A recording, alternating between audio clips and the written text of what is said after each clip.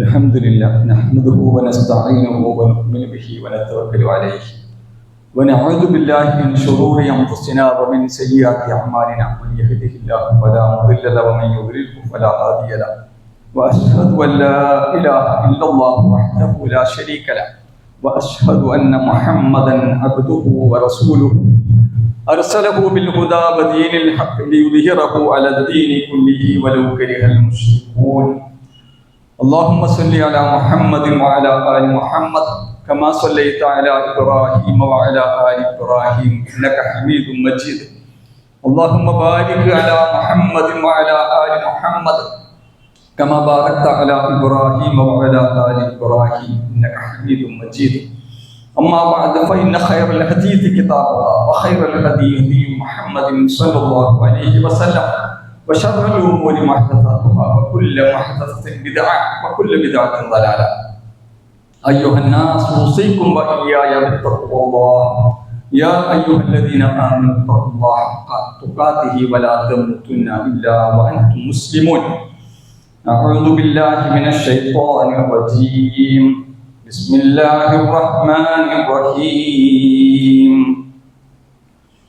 تتجافى جنوبهم عن المضاجع يدعون ربهم خوفا وطمعا ومما رزقناهم ينفقون فلا تعلم نفس ما أخفي لهم من قرة أعين جزاء بما كانوا يعملون. ആദരണീയരായ സത്യവിശ്വാസിനികൾ, അല്ലാഹു സുബ്ഹാനഹു വ തആലയുടെ നിയമനിർദ്ദേശങ്ങൾ, വിധിവിലക്കുകൾ ജീവിതത്തിന്റെ രഹസ്യവും പരസ്യവുമായ എല്ലാ മേഖലകളിലും കഴിവിന്റെ പരമാവധി കാത്തു സൂക്ഷിക്കണമെന്ന് ആദ്യമായി എന്നോടെന്ന പോലെ നിങ്ങളോട് ഓരോരുത്തരും ഉപദേശിക്കുന്നു, വസിയത്ത് ചെയ്യുന്നു. കഴിഞ്ഞ ഖുതുബയിൽ ഇവിടെ സംസാരിച്ച വിഷയം പല സഹോദരന്മാരും പ്രത്യേകിച്ച് നമസ്കാരത്തിൽ കൃത്യനിഷ്ഠത പുലർത്തുന്ന, നമസ്കാരം ഒഴിവാക്കുന്നത് വലിയ വിഷമമായി കാണുന്ന ആളുകൾ തന്നെ ചില ആഘോഷ സന്ദർഭങ്ങളിലും രോഗാവസ്ഥയിലുമൊക്കെ നമസ്കാരം ഉപേക്ഷിക്കുകയും അതൊരു വലിയ പ്രശ്നമല്ലാത്ത രീതിയിൽ സാധാരണ പോലെ അത് സ്വാഭാവികമായി സംഭവിക്കുന്ന ഒരു വീഴ്ചയായി കണ്ട് മുന്നോട്ട് പോവുകയും ചെയ്യുന്നതിനെ കുറിച്ചാണ്. അങ്ങനെ നമസ്കാരം ഉപേക്ഷിക്കുന്നത് അത്തരം ആളുകളെ കുറിച്ച് പരിശുദ്ധ ഖുർആൻ അതുപോലെ പ്രവാചകൻ സല്ലല്ലാഹു അലൈഹി വസല്ലമയുടെ വചനങ്ങളിലുമൊക്കെ പറഞ്ഞിട്ടുള്ളത് അവര് നിഷേധികളാകുന്നു, കാഫിറുകളായി പോയി.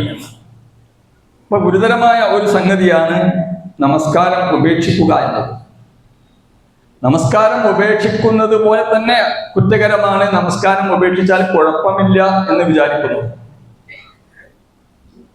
അങ്ങനെ അത്യാവശ്യ ഘട്ടങ്ങളിലൊക്കെ നമസ്കാരം ഉപേക്ഷിക്കാം, അതുകൊണ്ടൊന്നും പ്രശ്നം ഉണ്ടാവില്ല എന്ന് ചിന്തിക്കുന്നത് ഗുരുതരമായ ഒരു സംഗതിയാണ്.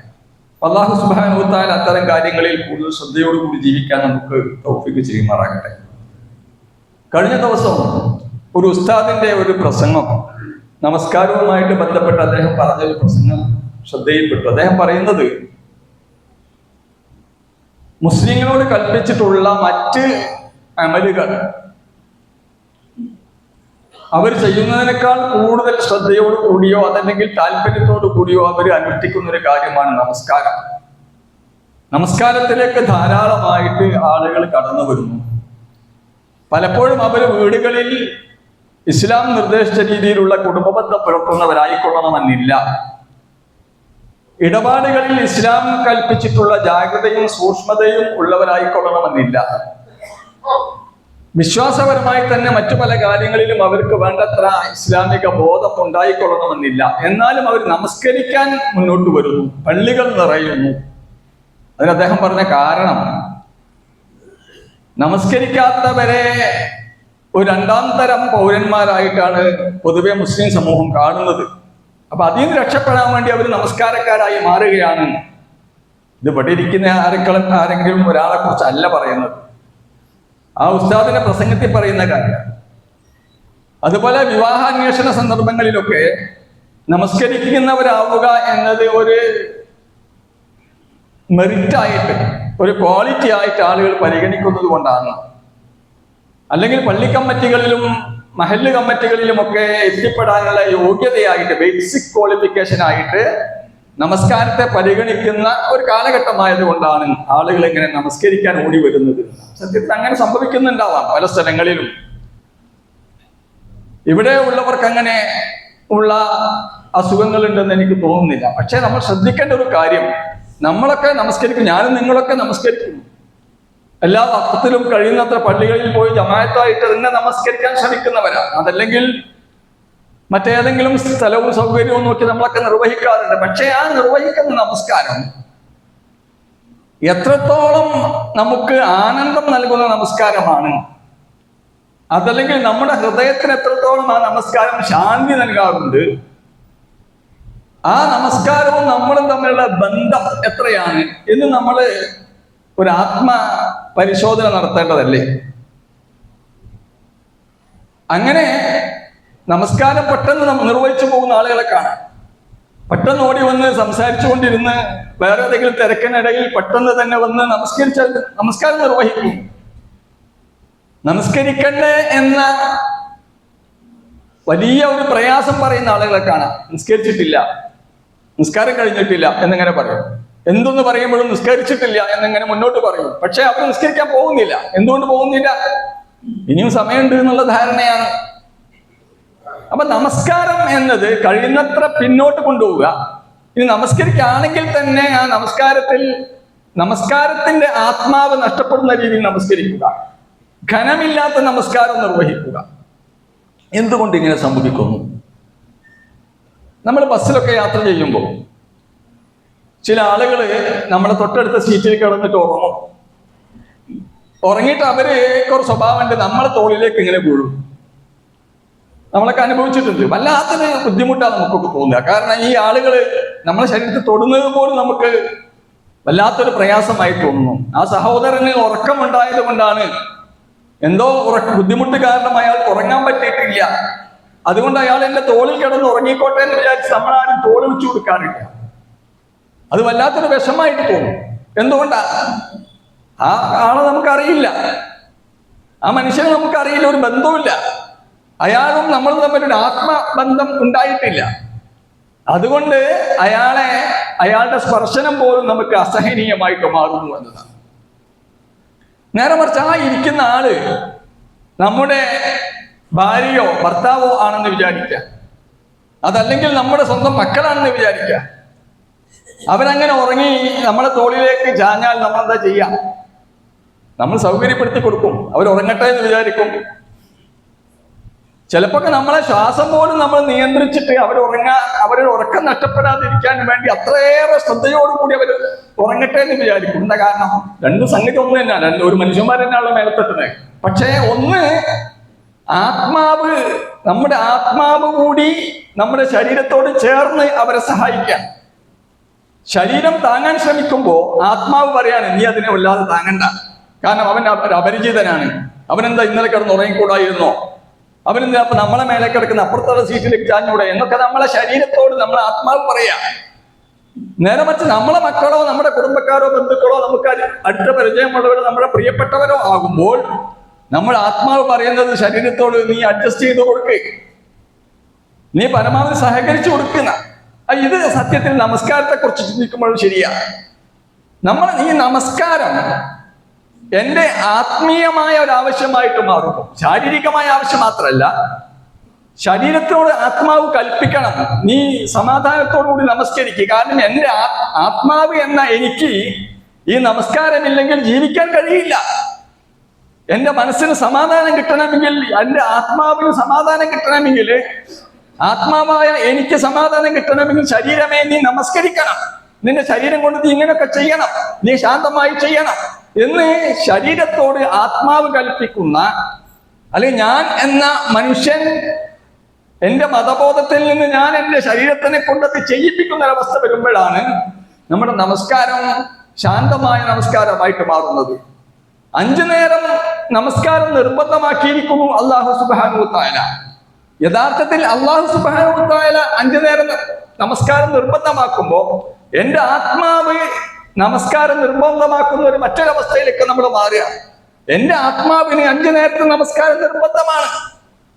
കാരണം ഒരു മത്സ്യത്തിന് വെള്ളം എത്രത്തോളം നിർബന്ധമാണോ അത്രയേറെ നിർബന്ധമാണ് ഒരാത്മാവിന് നമസ്കാരം എന്ന അവസ്ഥയിലേക്ക് വരുമ്പോൾ ആ 5 വഖത്ത് സമയം ആകാൻ വേണ്ടി ആത്മാവ് കൊതിച്ചുകൊണ്ടിരിക്കും. നമസ്കാരം ആയില്ല എന്നത് ഒരു വിഷമമായിട്ട് അയാൾക്ക് തോന്നും. എപ്പോഴാ നമസ്കാരത്തിന് സമയമാകുക എന്ന് ചിന്തിക്കുന്ന ഒരവസ്ഥ ഉണ്ടാകും. റസൂലുള്ളാഹി സ്വല്ലല്ലാഹു അലൈഹി വസല്ലമ ബിലാൽ റളിയല്ലാഹു അൻഹുവിനോട് പറയാറുണ്ടായിരുന്നു എന്നാ, യാ ബിലാൽ അരിഹ്നാ ബിസ്വലാ, യാ ബിലാൽ അരിഹ്നാ ബിസ്വലാ, യാ ബിലാൽ അഖിമിസ് സ്വലാത അരിഹ്നാ ബിഹാ. ബിലാലെ, നമസ്കരിക്കാൻ സമയമായിട്ടുണ്ടെങ്കിൽ നീ ഉടനെ ബാങ്ക് കിടക്ക്, നമുക്ക് ആശ്വാസം വേണം.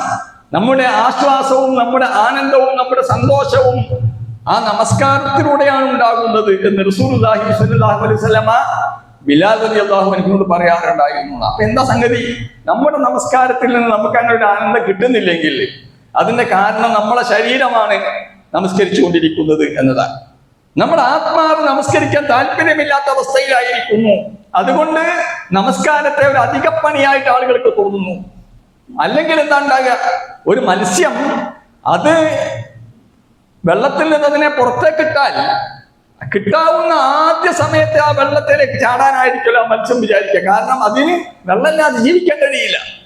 അതുകൊണ്ട് അത് എപ്പോഴാണ് വെള്ളം കാണുക എന്നായിരിക്കും അത് ചിന്തിച്ചുകൊണ്ടിരിക്കുക. അത് തുള്ളി തുള്ളി ഏത് സമയമാണോ വെള്ളം കിട്ടുന്നത് ആ സമയത്തിലേക്ക് അത് കാത്തിരിക്കുക. ഇതുപോലെ ആത്മീയമായി നമസ്കാരം ഒരാവശ്യമായി മാറുമ്പോ ആ നമസ്കരിക്കുന്ന വിശ്വാസി നമസ്കാരത്തിന് വേണ്ടി സമയമായോ ആയോ എന്ന് അന്വേഷിച്ച് നടക്കും എന്നാണ്. അതാണ് പരിശുദ്ധ ഖുർആനിൽ അള്ളാഹു പറഞ്ഞത്. ഒരു വിഭാഗം ആളുകള് അവർ കിടന്നുറങ്ങുമ്പോ ഉറങ്ങാൻ കിടക്കുന്ന അവർ എത്രമാത്രം ക്ഷീണമുള്ള ഉറക്കാണെങ്കിലും അവർക്ക് ഉറങ്ങാൻ കഴിയുന്നില്ല. എന്തുകൊണ്ട് ഉറങ്ങാൻ പറ്റുന്നില്ല? അവരുടെ ആത്മാവ് ത്രസിച്ചുകൊണ്ടിരിക്കുന്നു, ആത്മാവ് യാചിച്ചുകൊണ്ടിരിക്കുന്നു, എനിക്ക് നമസ്കരിക്കണം. ശരീരത്തോട് ആത്മാവ് പറയുന്നു, നീ എഴുന്നേൽക്ക്, എനിക്ക് നമസ്കരിക്കണം. കാരണം എന്താ? എന്റെ ആത്മാവിന് എനിക്ക് സമാധാനം കിട്ടണമെങ്കിൽ, എനിക്ക് ശാന്തി കിട്ടണമെങ്കിൽ എന്റെ നമസ്കാരം നിർവഹിക്കണം. അതാ ഖുർആൻ പറഞ്ഞത്, തതജാഫാ ജുനൂബുഹും അനിൽ മളാജിഇ. അതാ ചില ആളുകളുടെ പാർശ്വഭാഗങ്ങൾ അവര് കിടക്കുന്നിടത്തുനിന്ന് അവര് ഉയർന്നു വരിക. തതജാഫാ ജുനൂബുഹും അനിൽ മളാജിഇ. കിടക്കുന്ന സ്ഥലങ്ങൾ വിട്ട്, വിരിപ്പുകൾ വിട്ട്, കിടപ്പറകൾ വിട്ട് അവർ ഉയർന്നു വരിക. അവരുടെ ശരീരം അവിടെ കിടന്നുറങ്ങാൻ അവന്റെ ശരീരത്തെ ആത്മാവ് അനുവദിക്കുന്നില്ല, ആരും നിർബന്ധിക്കുന്നില്ല. ഒരാളും അവരോട് പറയുന്നില്ല. തൊട്ടടുത്തിരിക്കുന്ന ഭാര്യ പോലും അല്പം കൂടി ഉറങ്ങിക്കോളൂ എന്ന് പറയുമ്പോഴും ആത്മാവ് പറയുന്നു പാടില്ല. കാരണം ഇത് എനിക്ക് നമസ്കരിക്കണം. എന്തുകൊണ്ട്? ആത്മാവിന്റെ വിശപ്പ് നമസ്കാരത്തിലൂടെ മാത്രമേ പരിഹരിക്കപ്പെടുകയുള്ളൂ എന്നതുകൊണ്ടാണ്. ആത്മാവിന്റെ രോഗം മാറണമെങ്കിലുള്ള ശമനൌഷധം നമസ്കാരമാകുന്നു എന്നതുകൊണ്ടാണ്. ഡോക്ടർമാർ മരുന്ന് നിർദ്ദേശിക്കുന്നു. രോഗികൾക്കറിയില്ല ഈ മരുന്ന് എന്തിനാണ്. രോഗികളാണെങ്കിലും ഈ മരുന്നിന്റെ ഗുണം എന്താ, ദോഷം എന്താ, ഇതിന്റെ കണ്ടന്റ് എന്താണ്, ഈ ഓരോ കണ്ടന്റും എന്തിനു വേണ്ടിയാണെന്നൊന്നും പരിശോധിച്ചിട്ടല്ലല്ലോ മരുന്ന് കഴിക്കല്. ഡോക്ടർമാർ നിർദ്ദേശിക്കുന്നു, നമ്മൾ ആ മരുന്ന് കഴിക്കുന്നു. പ്രിസ്ക്രിപ്ഷൻ തരുന്നത് ഡോക്ടർമാരാണ്. അത് ശരീരത്തിന്റെ രോഗത്തിനുള്ള പ്രിസ്ക്രിപ്ഷൻ. അത് ഡോക്ടർമാർ പറയുന്നു. ചില സമയത്ത് പറയും, ഇപ്പൊ രാവിലെ നിങ്ങൾ 2 എണ്ണം കഴിക്കണം, ഉച്ചക്ക് നിങ്ങൾ 4 എണ്ണം കഴിക്കണം, വൈകുന്നേരം നിങ്ങൾ 3 എണ്ണം കഴിക്കണം എന്ന് ഡോക്ടർമാർ പറയുമ്പോ നമ്മളാരും പറയില്ല അത് ബുദ്ധിമുട്ടാണ്, 2 എണ്ണം ഉള്ളത് 1 കഴിച്ചാൽ പോരെ എന്നൊന്നും ചോദിക്കൂല. കാരണം എന്താ? ഡോക്ടർമാർക്കാണ് അറിവുള്ളത്. അതുപോലെ നമ്മൾ ആത്മാവിന്റെ രോഗങ്ങളെ കുറിച്ച് അറിയുന്നവൻ അല്ലാഹു സുബ്ഹാനഹു വ തആലയാണ്. ആ അല്ലാഹു സുബ്ഹാനഹു വ തആല പറയാണ്, ഇതിന്റെ ഈ 5 പ്രാവശ്യം ആ ആത്മാവിന്റെ രോഗങ്ങൾക്കുള്ള മരുന്ന് കഴിക്കണം, അതിന്റെ ഗുളിക കഴിക്കണം, മെഡിസിൻ കഴിക്കണം. ആ മെഡിസിൻ എന്താണ്? അതാണ് നമസ്കാരം. അപ്പൊ അങ്ങനെ നമസ്കരിക്കാൻ വേണ്ടി അതിനെക്കുറിച്ച് ബോധമുള്ളവൻ, ആത്മീയമായ ദാഹമുള്ളവൻ, അവന്റെ കിടക്കുന്ന സ്ഥലങ്ങൾ വിട്ട് നമസ്കാരത്തിന് വേണ്ടി അവൻ ഉയർന്നു വരുന്നു. തതജാഫാ ജുനൂബുഹും അനിൽ മളാജിഇ യദ്ഊന റബ്ബഹും ഖൗഫൻ വതമഅൻ. യദ്ഊന റബ്ബഹും, അവർ രക്ഷിതാവിനോട് അവർ പ്രാർത്ഥിച്ചു കൊണ്ടിരിക്കുന്നു.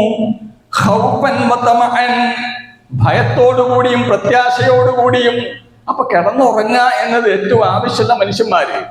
ഉറക്കത്തിന് അങ്ങേറ്റം താല്പര്യമുള്ള ആളുകള് എഴുന്നേൽക്കാണ്. എന്തിനു എഴുന്നേൽക്കണു? നമസ്കരിക്കാൻ വേണ്ടി അല്ലെ. ഇപ്പൊ 2:30 മണിക്ക് അലാറം വെച്ചിട്ട് നമ്മൾ എഴുന്നേൽക്കലുണ്ട് അല്ലെ. 12:30ക്ക് അലാറം വെച്ച് നമ്മളൊക്കെ ഇപ്പൊ നമ്മുടെ നാട്ടില് ഏറെക്കുറെ ആളുകളൊക്കെ ഇപ്പൊ എഴുന്നേൽക്കുക. എന്താ കാര്യം?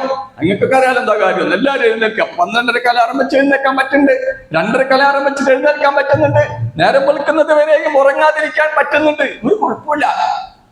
പക്ഷെ നമസ്കരിക്കാൻ നമുക്ക് കഴിയുമ്പോ അത് നേരം വെളുത്തിട്ട് ജോലിക്ക് പോകാൻ ബുദ്ധിമുട്ടാണ്, ഓഫീസിൽ പ്രയാസമാണ്, രാവിലെ എഴുന്നേറ്റിട്ട് ഡ്യൂട്ടിക്ക് പോകാൻ ബുദ്ധിമുട്ടാ. അതാ ഉറക്കത്തിന്റെ പ്രയാസമൊക്കെ ഉണ്ടാവും. ഇപ്പൊ ഈ 2 ആഴ്ച 3 ആഴ്ചയായിട്ട് ഒരു പ്രശ്നമില്ല അല്ലെ. അപ്പൊ നമുക്ക് എഴുന്നേക്കാൻ പറ്റിയപ്പോ നമ്മുടെ ആത്മാവിന്റെ ആവശ്യമായിട്ട് അത് മാറുമ്പോൾ, നമ്മുടെ സ്വന്തം ആവശ്യമായിട്ട് അത് മാറുമ്പോൾ. അല്ലെങ്കിൽ എന്താ ഉണ്ടാവുക? അല്ലെങ്കിൽ നമ്മൾ കുട്ടിയോട് നിസ്കരിക്കാൻ പറഞ്ഞ മാതിരിയാ. കുട്ടിയൊക്കെ ഇതിനെ പറ്റി ബോധമില്ലാത്തതുകൊണ്ട് നമ്മൾ കുട്ടിയോട് മോനെ എഴുന്നേറ്റ് നിസ്കരിക്കുന്ന പറയാൻ കുട്ടികളെന്താ പറയാ? ആ കുറച്ച് കേട്ടെ നിസ്കരിക്കാം എന്ന് പറയും. അങ്ങനെ 3-4 പ്രാവശ്യം കഴിഞ്ഞ് പറഞ്ഞിട്ടും കേൾക്കാത്ത കുട്ടികളോട് പിന്നെ ഭക്ഷണം എടുത്തേക്കാൻ നേരം നമ്മൾ പറയും ഭക്ഷണം കിട്ടണമെങ്കിൽ പോയി നിസ്കരിച്ചു പോരും. അപ്പൊ ഒരു കൂടി ഒന്ന് നിസ്കരിക്കും. ആ നിസ്കാരത്തിന്റെ പ്രത്യേകത എന്താ? ഓന്റെ ഭക്ഷണത്തിന് വേണ്ടിയുള്ള നിസ്കാര. ഓൻ നിസ്കരിക്കുന്ന ഭക്ഷണത്തിന് വേണ്ടിയിട്ടാ. ആ നിസ്കാരത്തിന് ആത്മാവില്ല. കാരണം അവന്റെ ശരീരത്തിന്റെ ആവശ്യമാണ് ഭക്ഷണം. അപ്പൊ നിസ്കാരം ശരീരത്തിന് വേണ്ടി നിസ്കരിക്കുന്ന മാതിരിയാ. ആത്മാവിന് വേണ്ടിയുള്ള, ആത്മാവിന്റെ ദാഹം തീർക്കാനുള്ള നമസ്കാരമല്ല അവൻ നിർവഹിക്കുന്നത്. അപ്പൊ ആത്മാവിന് വേണ്ടി നമസ്കരിക്കുന്നവൻ ഉറക്കത്തിന്റെ ആ എല്ലാ പ്രയാസങ്ങളെയും മാറ്റിവെച്ച് അവൻ നമസ്കാരം. അതുകൊണ്ടല്ലേ ഹബീബായ റസൂലുള്ളാഹി സ്വല്ലല്ലാഹു അലൈഹി വസല്ലം എല്ലാ പാപങ്ങളും പൊറുക്കപ്പെട്ട പ്രവാചകൻ രാത്രി നിന്ന് സുദീർഘമായി നമസ്കരിക്കുമ്പോ ഭാര്യ ആയിഷ ചോദിക്കുന്നു, ആയിഷ റളിയല്ലാഹു അൻഹ ചോദിക്കുന്നുണ്ട്, പ്രവാചകനെ എന്തിനാ താങ്കൾ ഇങ്ങനെ കാലിന്റെ മുകളിൽ നീര് കെട്ടുന്ന പോലെ നമസ്കരിക്കേണ്ട ആവശ്യമില്ല? നിസ്കരിക്കണ്ടെന്നല്ല ആയിഷ ബി പറഞ്ഞത്. ഈ കാലിന്മേൽ നീര് വരാൻ മാത്രം നിന്ന് നമസ്കരിക്കുന്നത് എന്തിനാ പ്രവാചകനെ? എല്ലാ പാപവും അല്ലാഹു പുറത്തിട്ടില്ലേ? അപ്പൊ എന്താ സംഗതി? ആയിഷ ബീബിനോട് അല്ലാഹുവിന്റെ റസൂല് പറഞ്ഞത്, ആയിഷ, ഒരു നന്ദിയുള്ള അടിമയാവണ്ട ഞാൻ. എനിക്ക് എത്രമാത്രം അനുഗ്രഹങ്ങളാ അല്ലാഹു സുബ്ഹാനഹു വ തആല ചെയ്തു തരുന്നത്. ആ അനുഗ്രഹങ്ങൾക്ക് നന്ദി രേഖപ്പെടുത്തണ്ടേ? അതിനുള്ള വഴി എന്താ? നമസ്കാരമാണ് അതിനുള്ള വഴി എന്നാ പ്രവാചകൻ പറഞ്ഞത്. ഇതിനെക്കുറിച്ച് ബോധമുള്ളവർ നമസ്കരിക്കും. അതിനെക്കുറിച്ച് ബോധമുള്ളവർ അല്ലാഹു പറഞ്ഞതുപോലെ ചെലവഴിക്കും. അതാ ഖുർആൻ പറഞ്ഞത്, വമിമ്മാ റസഖ്നാഹും യുൻഫിഖൂൻ, അവർക്ക് അല്ലാഹു നൽകിയതിൽ നിന്ന് അവർ ചെലവഴിക്കുന്നവരാകുന്നു. എന്നിട്ട് പറയാം, ഫലാ തഅലമു നഫ്സുൻ മാ ഉഖ്ഫിയ ലഹും മിൻ ഖുർറത്തി അഅ്യുൻ ജസാഅൻ ബിമാ കാനൂ യഅ്മലൂൻ. ഈ മനുഷ്യർ പ്രവർത്തിക്കുന്നതിന് അനുയോജ്യമായ രീതിയിലുള്ള പ്രതിഫലം അല്ലാഹു സുബ്ഹാനഹു വ തആല എന്തെല്ലാമാണ് തയ്യാറാക്കി വെച്ചിട്ടുള്ളത് എന്ന് ഒരാൾക്കും അറിയില്ല. ഈ നമസ്കാരത്തിന്റെ പ്രതിഫലം അല്ലാഹു സ്വർഗത്തിൽ വെച്ച് കൊടുക്കും. പക്ഷെ അതെന്താണെന്ന് അല്ലാഹു വെളിവാക്കിയിട്ടില്ല. ഇങ്ങനെ അല്ലാഹു വെളിവാക്കാത്ത, എന്താണെന്നറിയാത്ത ഈ പ്രതിഫലത്തിന്റെ വിശാലതയോർത്ത്, അതിന്റെ ആ പ്രതിഫലത്തിന്റെ സൗന്ദര്യമോർത്ത്, ആ പ്രതിഫലത്തിന്റെ മാഹാത്മ്യമോർത്ത് കൊണ്ടാണ് ഉറങ്ങുന്ന സ്ഥലം വിട്ട് ഒരു മനുഷ്യൻ, ഒരു വ്യക്തി, ഒരു വിശ്വാസി എഴുന്നേറ്റ് നമസ്കരിക്കുന്നത്. അത് മാത്രമല്ല ഖുർആൻ പറഞ്ഞത്, കച്ചവടം ചെയ്യുന്ന ആളുകൾ, കച്ചവടക്കാര് നല്ല ധൃതിയിൽ കച്ചവടം ചെയ്യുന്ന ആളുകളാ. ധാരാളം കസ്റ്റമേഴ്സ് വരുന്ന കടകളാണ്. നല്ല ലാഭം കിട്ടുന്ന സമയമാണ്. അപ്പോഴാ ബാങ്ക് കൊടുക്കുന്നത്. അപ്പൊ എന്ത് പറയും? അപ്പം അവര് പറയും, ഷട്ടർ താത്തിട്ട് അവര് പറയും, ഞങ്ങൾക്ക് നമസ്കരിക്കാൻ സമയമായിട്ടുണ്ട്, ഒരു 10 മിനിറ്റ് സമയം നമസ്കരിക്കണം. അപ്പൊ കസ്റ്റമർ എന്താ പറയാ? അതിന് നിസ്കരിച്ചൂടെ അല്ലെ? കസ്റ്റമർ മുസ്ലിങ്ങളാണെങ്കിലും പറയും, കുറച്ചും കഴിഞ്ഞ് നിസ്കരിച്ച പോലെ അസറിന്റെ സമയമില്ലേ? അല്ല, എനിക്കിത് കിട്ടാൻ ശരിയാവൂല. കാരണം എന്റെ ആത്മാവിനെ ശമിപ്പിക്കാൻ, ആത്മാവിന്റെ ദാഹം മാറ്റാൻ, എന്റെ മനസ്സിന് സമാധാനം കിട്ടാൻ, എന്റെ മനസ്സിന് റാഹത്ത് കിട്ടാൻ, എനിക്ക് അനുഭൂതി കിട്ടാൻ നമസ്കാരം നിർബന്ധമാണ്. കച്ചവടം ചെയ്തിട്ട് കാര്യമില്ല. അക്കൗണ്ടിലേക്ക് പൈസ വന്നതുകൊണ്ട് മാത്രം സമാധാനം ഉണ്ടാവില്ല. അവരെ കുറിച്ച് ഖുർആൻ പറഞ്ഞു. സൂറത്തുൽ നൂറിൽ നമുക്ക് കാണാം, റിജാലുൻ ലാ തുൽഹീഹിം തിജാറത്തുൻ വലാ ബൈഉൻ അൻ ദിക്രില്ലാഹ്. റിജാലുൻ, കുറച്ച് ആളുകള്, അവർക്ക് ലാ തുൽഹീഹിം തിജാറത്തുൻ വലാ ബൈഉൻ അൻ ദിക്രില്ലാഹ്, അവരുടെ കച്ചവടമാകട്ടെ, അവരുടെ ഇടപാടുകളാകട്ടെ, അതിൽ അവരുടെ നമസ്കാരം, അള്ളാഹുവിനെ കുറിച്ചുള്ള ഓർമ്മയിൽ നിന്ന്, ഓർമ്മപ്പെടുത്തുന്ന കർമ്മങ്ങളിൽ നിന്ന് അവരുടെ കച്ചവടമാകട്ടെ ഇടപാടുകളാകട്ടെ അവരെ അശ്രദ്ധരാക്കുകയില്ല. അപ്പൊ അവർക്ക് ബിസിനസ്സിനെ അവർ ശ്രദ്ധിക്കുന്നുണ്ട്. പക്ഷേ ബാങ്കിന്റെ സമയമായാൽ, ഇഖാമത്തിന്റെ സമയമായാൽ, നമസ്കാരത്തിന് സമയമായാൽ നേരെ പള്ളിയിലേക്ക് ഒന്ന് നമസ്കരിക്കാൻ അവർക്ക് അവരുടെ ലാഭക്കൊതി തടസ്സമാകുന്നില്ല. നമസ്കാരത്തിന് വേണ്ടി സക്കാത്ത് നൽകുന്നതിന് വേണ്ടി ഇതൊന്നും ചെയ്യുന്നതിന് അവർക്ക് തടസ്സമില്ല.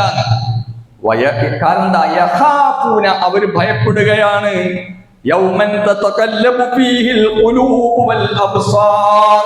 അവർ ഭയപ്പെടുന്ന ഒരു ദിവസത്തെയാണ്. ആ ദിവസത്തിന്റെ പ്രത്യേകത എന്താ? ഹൃദയവും കണ്ണുകളുമൊക്കെ റാഞ്ചിപ്പോകുന്ന ഒരു ദിവസം, ഇളകി മറിയുന്ന ഒരു ദിവസമാണ് അത്. അതിനെക്കുറിച്ചുള്ള ഭയപ്പാടിനാണ് അവർ. ഇങ്ങനെ ഈ രീതിയിലേക്ക് മനസ്സ് മാറണം. അപ്പോഴാണ് നമസ്കാരം സ്വാദുള്ള ഒരു അനുഭവമായിട്ട് മാറുന്നത്. അപ്പൊ നമസ്കാരം ഒരു ഭാരമായിട്ട് തോന്നൂല. പലപ്പോഴും നമസ്കാരം ഒരു ഭാരമായിട്ട് തോന്നുക പലർക്കും. കാരണം നമ്മൾ ഈ അത്രയേറെ തിരക്കിനിടയിലല്ലേ നമ്മൾ ജീവിച്ചുകൊണ്ടിരിക്കുന്നത്. ഈ തിരക്കിനിടയിലുള്ള ജീവിതത്തിനിടയിൽ പലപ്പോഴും നമ്മുടെ ഈ നമസ്കാരം ഒരു അധികപ്പറ്റായിട്ട് നമുക്ക് തോന്നുക. അള്ളാഹു നമ്മെ കാത്ത് രക്ഷിക്കുമാറാകട്ടെ. അങ്ങനെ ഒരു അവസ്ഥ വരിക എന്ന് പറയുമ്പോൾ നമ്മൾ ചെയ്തിട്ടുണ്ട്, ഒരുപാട് അമല് നമ്മൾ ചെയ്തിട്ടാ പോണത്. ഈ ഒരുപാട് നിസ്കരിച്ചിട്ടുണ്ട്, പക്ഷേ നിസ്കാരമൊന്നും പ്രതിഫലം കിട്ടുന്ന നമസ്കാരം ആകാതെ പോകുന്നു എന്നതാണ്. കാരണം എന്താ? ഈ നമസ്കാരത്തെ കുറിച്ചാണോ ഇങ്ങനെ നമ്മൾ നമസ്കരിക്കുന്ന ഈ ഓടി വന്നുള്ള ഈ 2-3 മിനിറ്റിനുള്ളിൽ നമസ്കരിച്ച് തീർക്കുന്ന ഈ ഒരു ഏർപ്പാട്, ഇതിനെ കുറിച്ചാണോ ഏറ്റവും പ്രധാനപ്പെട്ട അമലെന്ന് അള്ളാഹ് പരിചയപ്പെടുത്തിയിട്ടുണ്ടാവുക? അല്ലല്ലോ. കാരണം നമുക്കറിയാം, ഈ നമസ്കാരം നിർബന്ധാക്കിയത് 50 വഖത്തായിരുന്നു. 50 പ്രാവശ്യം നിസ്കരിക്കാൻ വിശ്വാസികളോട് അള്ളാഹു കൽപ്പിച്ചിരുന്നു. അത് പിന്നെ 5 ചുരുക്കി എന്ന് പറഞ്ഞാൽ മനുഷ്യനെ അള്ളാഹ് സൃഷ്ടിച്ചത് ഇബാദത്ത് ചെയ്യാനാ. ഇബാദത്തിൽ മുഴുകി ജീവിക്കാനാണ് മനുഷ്യനെ അല്ലാഹു സുബ്ഹാനഹു വ തആല സൃഷ്ടിച്ചത്. പക്ഷെ അത് പ്രയാസമാണെന്ന് മനസ്സിലായപ്പോൾ അതെന്ത് ചെയ്തു? അത് 5 ചുരുക്കിയിട്ട് പറഞ്ഞു, ഈ 50 പ്രാവശ്യം നമസ്കരിക്കുന്ന പ്രതിഫലം തരും. അതിനിടയിലുള്ള സമയങ്ങൾ എന്ത് ചെയ്തോളൂ? നിങ്ങൾ ജോലി ചെയ്തോളൂ, നിങ്ങളെ ബാക്കി കാര്യങ്ങളൊക്കെ നിങ്ങൾ നിർവഹിച്ചോളൂ. പക്ഷെ നമസ്കരിക്കാൻ സമയമാകുമ്പോൾ പള്ളിക്ക് വന്നോളൂ. അതാ. അപ്പൊ അല്ലാതെ മറ്റതിന്റെ ഇടയിലുള്ള ഒരു എക്സ്ട്രാ ഫിറ്റിംഗ് അല്ല ഈ നിസ്കാരം എന്ന് പറഞ്ഞാൽ. നമസ്കരിക്കാൻ വേണ്ടിയാണ് നമ്മളെ സൃഷ്ടിച്ചത്. അതിനുവേണ്ടി ജീവൻ നിലനിൽക്കണമെങ്കിൽ ബാക്കി എല്ലാ സൗകര്യങ്ങളും കൂടെ വേണം. അതിനുവേണ്ടി നമുക്ക് ബാക്കി സമയം അധ്വാനിക്കാൻ മാത്രമേ ഉള്ളൂ. റസൂലുള്ളാഹി സ്വല്ലല്ലാഹു അലൈഹി വസല്ലം പറഞ്ഞു, ജുഅലത്ത് ഖുറത്തു ഐനി ഫിസ്സലാഹ്. എന്റെ ഖുറത്ത് അഖയും, എന്റെ കണ്ണിന്റെ കുളിർമ, എനിക്ക് കണ്ണിന്റെ കുളിർമ തയ്യാറാക്കി വെച്ചിട്ടുള്ളത്, നിശ്ചയിച്ചു വെച്ചിട്ടുള്ളത് നമസ്കാരത്തിലാകുന്നു.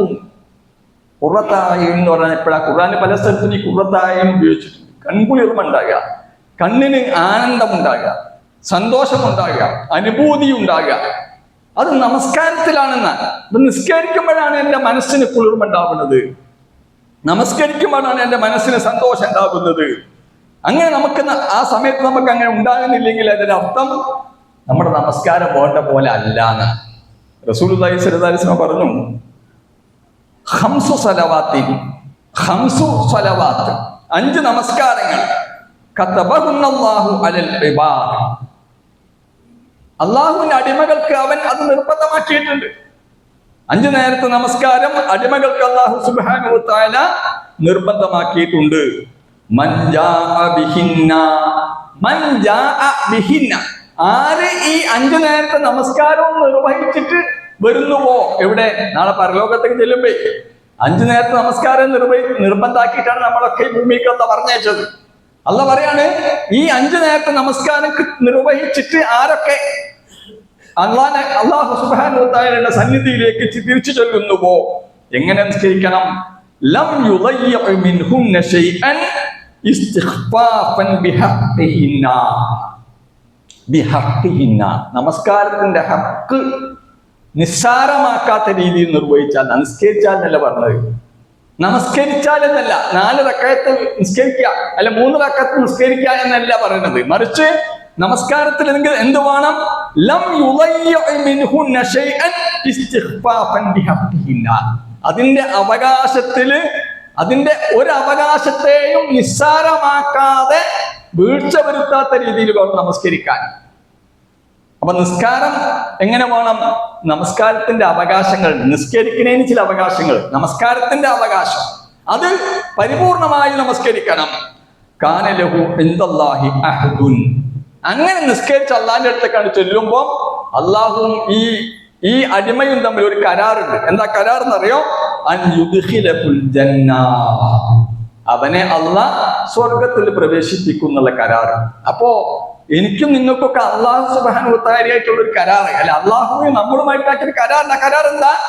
5 നേരത്തെ നമസ്കാരമായിട്ട് അള്ളാഹിന്റെ അടുത്തേക്ക് ചെന്നാൽ സ്വർഗം ഉറപ്പാന്ന്. പക്ഷെ ആ നിസ്കാരത്തിന് എന്ത് വേണം? അതിന്റെ ഹക്കിന് ഒരു അല്പം പോലും തകരാറുണ്ടാകാൻ പാടില്ല. വമൻ ലം യഅതി ബിഹിന്ന, ഒരാൾ അങ്ങനെയല്ല വന്നതെങ്കിൽ ഫലൈസ ലഹു ഇൻദല്ലാഹി അഹദ്, അള്ളാഹുവിന്റെ അടുത്ത് യാതൊരു കരാറും അവനെ കുറിച്ച് ഉണ്ടാവില്ല. ഇൻഷാ അദ്ദബഹു വ ഇൻഷാ അദ്ഖലഹുൽ ജന്ന. അള്ളാഹു ഉദ്ദേശിച്ചാൽ അവനെ ശിക്ഷിക്കും, അള്ളാഹു ഉദ്ദേശിച്ചാൽ അവനെ സ്വർഗത്തിൽ പ്രവേശിപ്പിക്കും. അത് അള്ളാഹിന്റെ ഇഷ്ടമാണ്. പക്ഷെ കരാറുണ്ട് ആരമ്മില്, അള്ളയും ഈ അടിമകളും തമ്മിലുള്ള കരാറ് നമസ്കാരം കൃത്യമായി നിർവഹിക്കുന്നവർക്ക്. ഇതാണ് നാളെ പരലോകത്ത് അള്ള വിചാരണ ചെയ്യുന്ന പ്രധാനപ്പെട്ട കാര്യം. ഒരാളുടെ നമസ്കാരം അള്ള വിചാരണ ചെയ്തു, നമസ്കാരത്തെ കുറിച്ചുള്ള പരിശോധന നടത്തിയിട്ട് ആ നമസ്കാരം ഒരാളുടെ റെഡി അല്ലെങ്കിൽ പിന്നെ അവിടുന്ന് അങ്ങോട്ട് ഒരു വിചാരണയില്ല ഒരു മനുഷ്യന്. കാരണം എന്താ? നമസ്കാരം മോശമായിട്ട് നിർവഹിച്ചവൻ ജീവിതത്തിൽ ഒരു നമസ്കാരം മര്യാദക്കല്ല നിസ്കരിച്ചതെങ്കിൽ ഈ പറഞ്ഞതുപോലെ പിന്നെ കോഴി കൊത്തുന്ന പോലെയൊക്കെ പ്രവാചകൻ ചില ഹദീസ് പറഞ്ഞതായിട്ട് കാണാം. ആ ഓടി വന്ന് നിർവഹിച്ചങ്ങോട്ട് പോവുക. ആ രീതിയിലൊക്കെ നമസ്കാരം നിർവഹിച്ചു പോയ ആൾക്കാർ, അങ്ങനെയൊക്കെ നമസ്കാരം നിർവഹിച്ച ആളുകളെ വിചാരണ ചെയ്യുമ്പോൾ നമസ്കാരം എടുത്ത് പരിശോധിക്കുമ്പോൾ ഒരു ഘനവും അതിലുണ്ടാവില്ല, നമസ്കാരത്തിന്റെ ഒരു ക്വാളിറ്റിയും അതിലുണ്ടായിട്ടുണ്ടാവില്ല, നമസ്കാരത്തിന്റെ ഒരു അവകാശവും പാലിക്കപ്പെട്ടിട്ടുണ്ടാവില്ല. അത്തരം നമസ്കാരമായിട്ട് അങ്ങോട്ട് ചെന്നാൽ ഈ കരാർ അവിടെ ഉണ്ടാവില്ല. അള്ളാഹു കാത്തിരക്ഷിക്കുമാറാകട്ടെ. നമ്മുടെ എല്ലാവരുടെയും ഇബാദത്ത്, നമ്മുടെ പ്രധാനപ്പെട്ട ഇബാദത്ത് നമസ്കാരം നമ്മളൊക്കെ നിർവഹിക്കുന്നത്. ആ നമസ്കാരം ഏറ്റവും സൂക്ഷ്മതയോടുകൂടി നിർവഹിച്ച് അള്ളാഹു സുബ്ഹാനഹു വ തആലയെ കണ്ടുമുട്ടുന്ന യഥാർത്ഥ വിശ്വാസികൾ എല്ലാവരെയും ഉൾപ്പെടുത്താൻ കഴിയും.